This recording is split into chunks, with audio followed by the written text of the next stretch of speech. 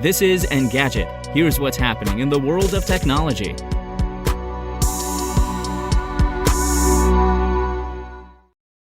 Today is October 5th. More than 100 Amazon employees conducted a work stoppage for around 3 hours after a fire broke out at a fulfillment center on Staten Island, New York. Night shift workers were moved to a break room as firefighters tackled a dumpster fire on a shipping dock next to the JFK 8 warehouse. No one was injured, according to the New York City Fire Department, which was called to the scene at around 4 p.m. Eastern Time on Monday. Amazon Labor Union ALU President Chris Small said around 500 employees declined to return to work. Amazon put the figure at 100 and said another 1,000 kept working. The workers who downed tools occupied the Human Resources Office and demanded paid time off for the night, as Motherboard reports. All employees were safely evacuated, and day shift employees were sent home with pay, Amazon spokesperson Paul Flanagan told Gothamist. The FDNY certified the building is safe, and at that point we asked all night shift employees to report to their regularly scheduled shift. While the vast majority of employees reported to their workstations, a small group refused to return to work and remained in the building without permission.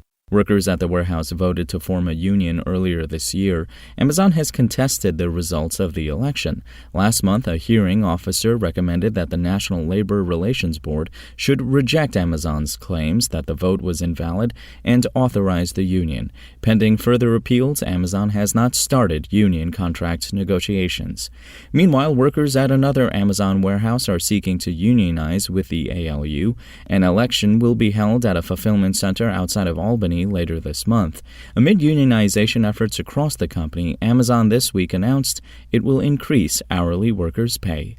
And after investigating an unfair labor practice charge against Activision Blizzard, the National Labor Relations Board found that the company withheld raises from quality assurance workers at Call of Duty support studio Raven Software.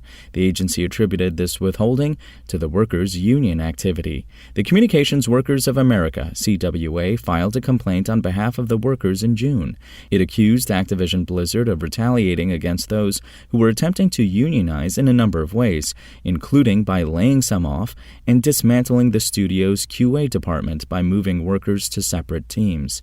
The CWA also said that Activision Blizzard leadership solicited grievances, which the NLRB concurred with.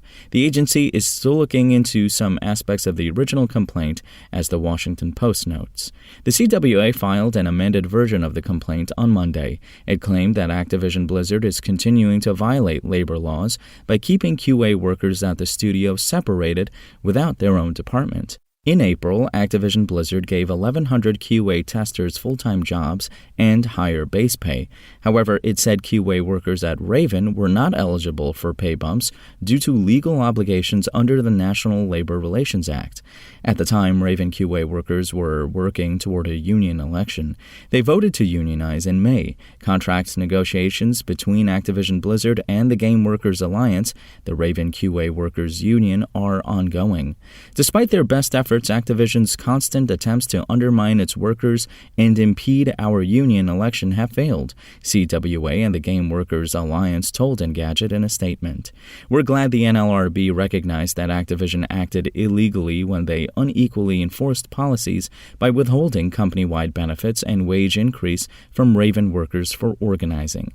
We want the company to bargain a fair contract in good faith and to move past all of the cheap and illegal tricks they tried to pull to prevent us from forming our union.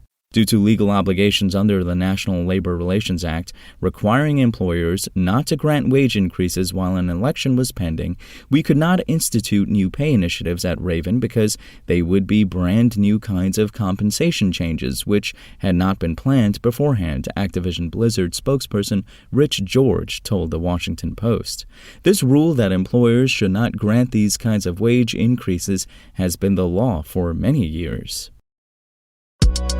If you want to catch the latest tech news as it's happening, check out Engadget.com or tune in again every weekday.